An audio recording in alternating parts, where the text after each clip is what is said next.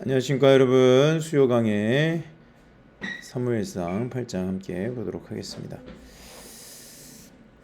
백성이 왕을 요구하는 모습부터 보죠. 주일날에도 우리가 잠깐 봤죠.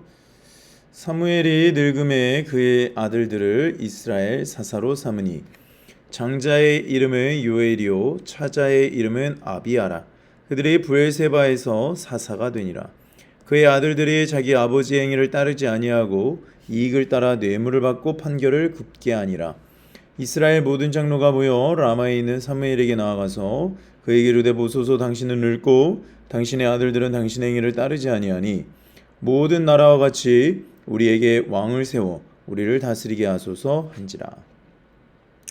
사무엘의 아들이 온전한 사사로서 하나님 나라의 정의를 세우기보다는 뇌물을 받고 판결을 굽게 하여 사람들을 힘들게 하는 것이죠. 리더십에 있는 자들이 뇌물을 요구한다. 이것이 나라를 망하게 하는 가장 큰 짐이죠. 그러다 보니까 하나님의 공의가 계속 어그러지는 것들을 이제 사람들이 두고 보지 못해서 왕을 요구하게 되는, 우리가 주일날에도 봤지만 세상의 왕이라고 하는 것이 사람들을 착취하기 위해서 거의 존재하기 때문에 우리를 지켜주십시오, 대신 우리를 착취해도 됩니다, 이 계약을 맺는 거예요. 사실 왕을 세운다는 건 왕이 우리를 착취하니까 너무 힘들다 그렇게 말할 수 있는 것이 아닙니다. 애초부터 왕을 세워달라고 하는 것이 우리의 모든 것을 다해서 당신을 섬길 테니 우리를 지켜주십시오, 당신의 군대를 통해서 우리를 지켜주십시오, 이게 본래 목적이라는 것이죠. 그러니 여호와께서 이제 7절에 말을 하시죠. 6절부터 보죠. 우리에게 왕을 주어 우리를 다스리게 하라 했을 때에 사무엘이 그것을 기뻐하지 아니하며 여호와께 기도하매 여호와께서 사무엘에게 이르시되 백성이 내게 한 말을 다 들으라. 이는 그들이 너를 버림이 아니요 나를 버려 자기들의 왕이 되지 못하게 함이니라. 내가 그들을 애굽에서 인도하여 낸 날부터 오늘까지 그들의 모든 행사로 나를 버리고 다른 신들을 섬김같이 내게도 그리 하는도다. 그러니까 말 그대로 사무엘의 아들들이 빌미가 되어서 왕을 달라고 요구하는 것, 이것이야말로 다른 신을 섬기는 것과 똑같은 것이다. 세상 왕들을 초청하는 거거든요. 사실 세상 왕들처럼 우리를 다스려주라 라고 하는 거예요. 세상처럼 되고 싶은 욕망, 이것이 우리에게도 있죠. 9절부터 보죠. 그러므로 그들의 말을 듣되 너는 그들에게 엄히 경고하고 그들을 다스릴 왕의 제도를 가르치라. 사무엘이 왕을 요구하는 백성에게 여호와의 모든 말씀을 말하여 이르되 너희를 다스릴 왕의 제도는 이러하니라. 그가 너희 아들들을 데려다가 그의 병고와 말을 어거하게 하리니 그들이 그 병고 앞에서 달릴 것이며 그가 또 너희의 아들들을 천부장과 50부장을 삼을 것이며 자기 밭을 갈게 하고 자기 추수를 하게 할 것이라. 자기 무기와 병거의 장비도 만들게 할 것이며 그가 또 너희의 딸들을 데려다가 향료 만드는 자와 요리하는 자와 떡 굽는 자로 삼을 것이며 그가 또 너희의 밭과 포도밭과 감람원에서 제일 좋은 것을 가져다가 자기의 신하들에게 줄 것이며 그가 또 너희의 곡식과 포도원 수산의 11조를 거두어 자기의 관리와 신하에게 줄 것이며 그가 또 너희의 노비와 가장 아름다운 소년과 나귀들을 끌어다가 자기 일을 시킬 것이며 너희의 양떼의 10분의 1을 거두어 가리니 너희가 그들의 종이 될 것이라. 종이 된다는 거예요. 노예가 된다는 것입니다. 우리가 주일날 봤죠. 다 뺏어갑니다. 자녀 뺏어가죠. 돈 뺏어가죠. 수확에 대한 소산물 다 뺏어가죠. 노비, 아름다운 소년, 나귀까지 다 끌어가죠. 이런 것이 왕의 제도라는 겁니다. 우리가 똑바로 알아야 될 것이 민주주의에서 정치인도 똑같습니다. 정치인들이 입법하는 것들을 잘 보고 그러면 과연 이들이 무엇에 관심이 있는가? 자기 영달에 밖에 관심이 없어요. 지금 국정감사 기간인데 국정감사를 하는 걸 보면 피감기관 사람들이 아예 대답할 시간조차도 안 주죠. 왜냐? 내가 드러나고 내가 잘난 것을 사람들한테 어필하고 싶은 것이 그들의 목적이기 때문에 그렇습니다. 막 소리 빽빽 지르고 막 그렇게 막 죄인 취급하고 그러면은 자신들이 점령군 행세하는 것처럼 보여서 좋을 거죠. 그리고 뭐 존경하는 무슨 의원님 뭐 국민들이 보고 계시다 그런 거 관심 없어요. 국민한테 관심 없고 오직 그들이 관심 있는 거는 내가 카메라에 얼마나 오래 잡히고 굽히지 않는 목소리를 낼 것이냐. 그게 그들의 관심사인 거예요. 그래야 자기 지지자들한테 어필을 하고 다음번에 또 어떻게 뭔가 자기가 스타가 돼서 또 선거에서 이길 수 있을 거라고 생각하기 때문에 그렇게 하는 거죠.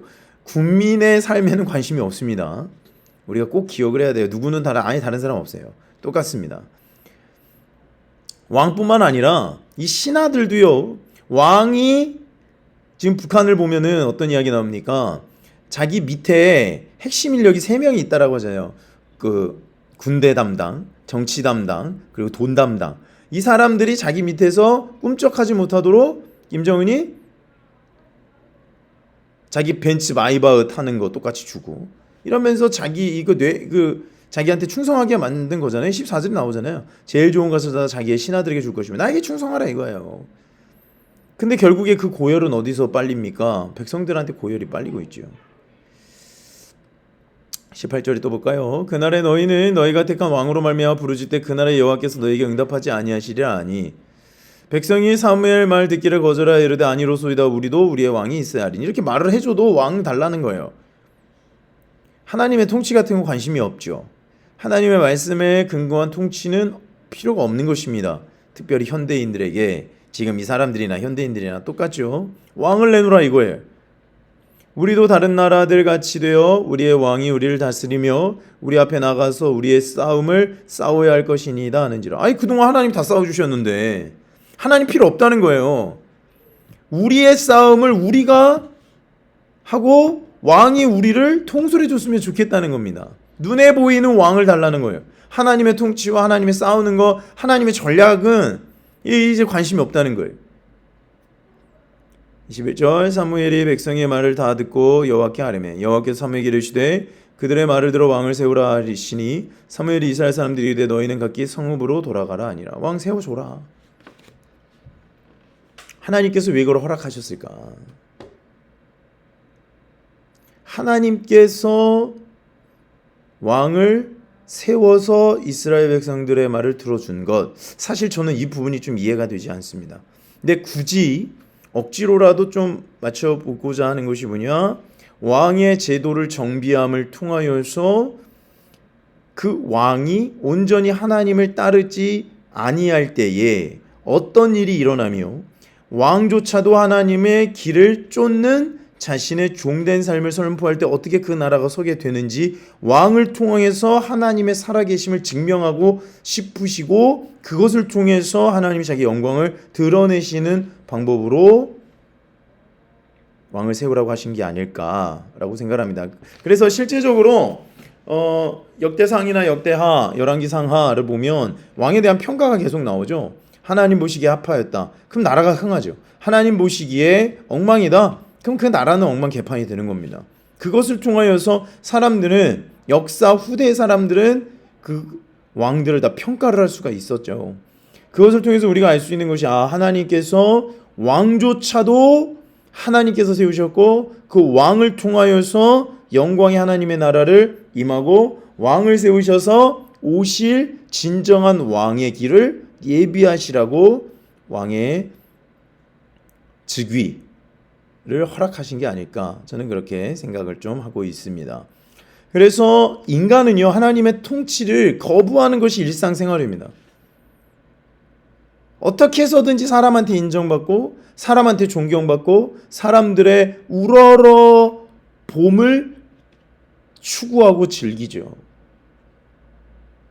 그리고 윽박 지르고 국회의원들 보니까 도대체 왜 그렇게 국정감사를 하는데 소리를 고래고래 지르고 막 굽히려고 하는지. 근데 상대방은 어떤 사람들입니까? 우리나라에서 내로라 하는 엘리트들이거든요. 가만히 있지 않죠. 왜 그렇게 소리를 고래고래 지르고 그러는 것일까? 내 권위를 강제로라도 인정시키겠다. 근데 누가 그 권위를 소리 지르는 사람이 무슨 권위가 있겠습니까? 그래서 하나님께서 세우신 권위, 왕위, 리더십이라고 하는 것은 하나님을 온전히 섬길 때에 자연스럽게 따라오는 것이지, 인간의 힘으로 어떻게 내가 왕이요, 내가 점령군이요, 이렇게 해서 되는 것이 아니다. 그래서 이것을 통해서 우리가 알 수 있는 것은 하나님의 말씀을 온전히 쫓아가지 못한 이제 사무엘의 아들 때문에 이제 왕이 본격적으로 필요성이 대두가 되었고, 이 왕의 길을 가는 사람을 이제 하나님께서 사무엘을 통해서 세우시는 그 첫 번째 사람이 사울이었고, 그는 권력의 힘에, 정사와 권세의 힘에 먹혀서 결국 죽음에 이르게 되는 결과에 이르게 됩니다. 그것을 통해서 하나님께서 우리에게서 이제 가르쳐 주시겠죠. 무엇을 가르쳐 주시냐? 하나님 앞에 온전히 순종하지 않는 자는 왕이 되었건 누가 되었건 하나님 앞에 가차없이 심판을 받는다. 그 심판의 대가는 혹독하다. 특별히 우리를 왕같은 제사장으로 부르셨는데, 우리가 부르심에 순종을 하지 않으면, 우리 새벽에서도 본 것처럼 순종하실 때까지, 순종의 길을 우리가 보여주시는 그 시간까지 하나님께서 우리를 다루십니다. 왜? 그것만이 우리의 존재 이유이기 때문에 그래요. 우리의 존재 이유는 하나님의 말씀에 순종하는 건데, 처음에는 그걸 못하니까 원망을 하죠. 점점 하나님이 어떤 분이신가를 알아가면서 우리가 하나님의 영광을 경험할 수 있는 자리에 이르게 된다라는 것을 꼭 기억하시면서 기도하겠습니다. 하나님, 오늘 사무엘상 8장을 보면서 왕을 요구하는 백성들의 모습을 보았습니다. 하나님, 우리의 진정한 왕이신 예수 그리스도의 길을 쫓아 하나님 아버지의 말씀에 순종하는 그 길을, 보이지 않는 그 권위에 순복하는 우리의 인생이 되어서, 보이는 왕, 보이는 권력, 보이는 그 권위에 우리가 복종하고 싶다라고 울부짖는 것이 아니라, 보이지 않는 중에 일하신 아버지 하나님의 영광을 보게 하여 주시고 순종함으로 그 권위의 능력을 경험하게 하여 주시옵소서. 감사합니다. 예수님의 이름으로 기도하였습니다. 아멘. 사랑하고 축복합니다. 내일 새벽에 또 우리 만났으면 좋겠습니다. 감사합니다.